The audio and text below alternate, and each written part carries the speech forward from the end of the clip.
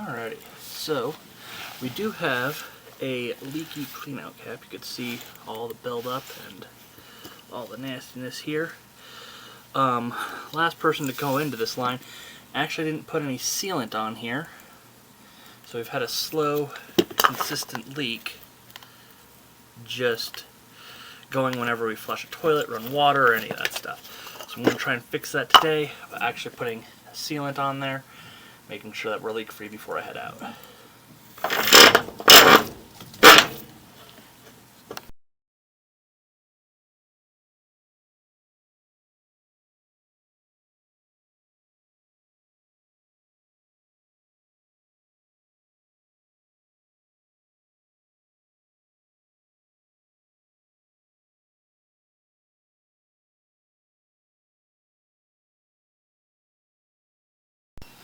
Looks like we've got about 4 or 5 feet of minor grading loss at the bottom of the sweep here, holding a little bit of water. It looks like some scum and grease buildup, but it's not holding any debris or anything that would actually cause a backup.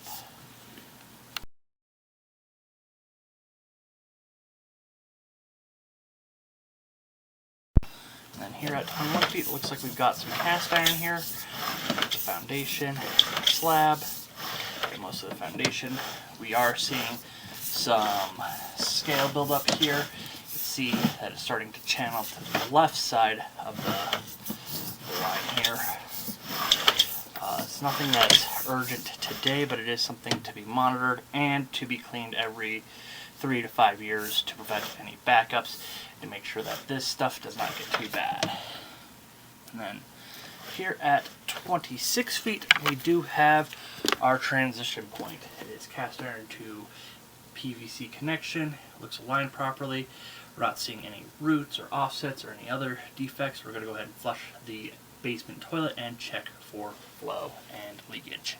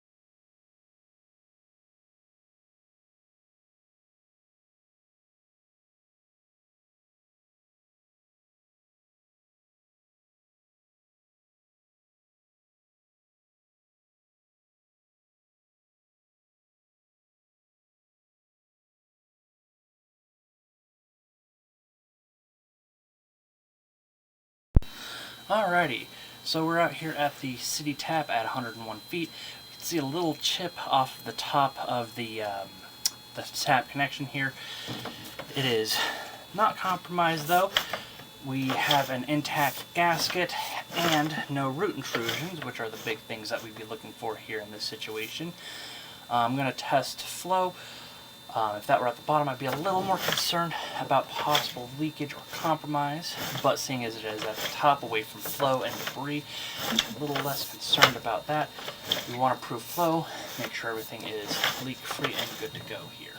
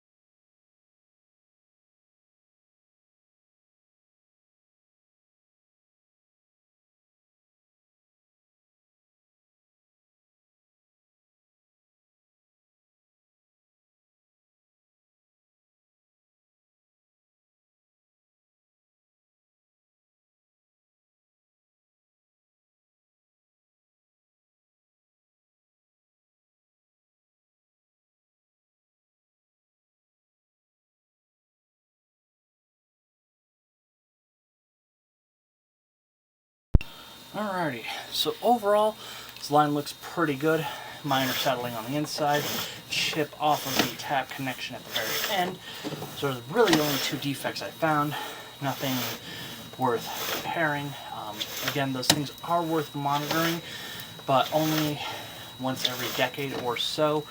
For the settling, it's going to take a while for that line to move, especially under the foundation, where it's got all that extra support from the lower foundation walls, the piers, and all that other stuff. And outside at the tap, I'm less worried about that eroding, corroding, or being compromised by roots, seeing as we're in a cul-de-sac here, and we don't really have any trees near that connection. On top of that, any future cleaning should be done with a hydrojet. That's going to help get all this scum buildup off the walls, keep flow running smoothly, and it's going to clean away that cast iron nice. I didn't see any issues with the cast iron, nothing that looked like a crack, no shearing, no degradation of the line, so all that looks really good. So really it's just going to be about taking proper care of this line, being mindful about flush. As far as what should be being flushed, I would recommend staying away from hygiene products, including flossers, Q-tips, cotton balls, and flushable wipes. Those things are not designed to break down in water in any meaningful amount of time. Even if they make it through your line, they can cause havoc on the city side. And on top of that, with the cast iron, that becomes jagged and toothsome as it rusts, and those flushable wipes have a tendency to get caught in that cast iron. So you don't want that because it is a quick recipe to have a backup. Outside of that, I'd say keep it clean, minimize the amount of grease and oils that are being flushed down the kitchen line, and outside of that, there's really not too much. This is going to be a nice lower maintenance line. Again, I'd recommend cleaning it every 3 to 5 years to maintain the cast iron and to make sure that that does not cause you any heartache in the future.